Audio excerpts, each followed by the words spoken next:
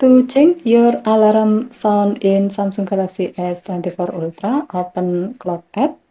To do so, go to the app screen and then find Clock app. Next, tap the required alarm you like to change its sound. And then tap alarm sound. Here you are provided with 3 options that you can use to change your alarm sound. First, Bixby alarm. You can select this option to set your phone to use Bixby to read out the current time and weather forecast over music as the alarm rings. Second, Spotify.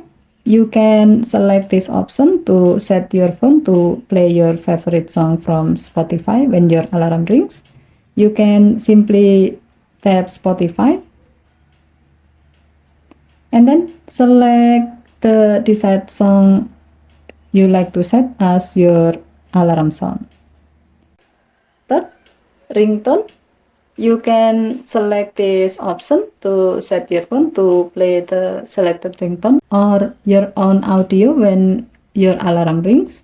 You can simply tap ringtone and then select the desired tone from the list to set it as your alarm sound. While if you'd like to use your own audio recording or downloaded audio as your alarm sound, you can tap the plus icon at the top right and then select the desired audio to set it as your alarm sound. Okay, thank you for watching. Have a nice day.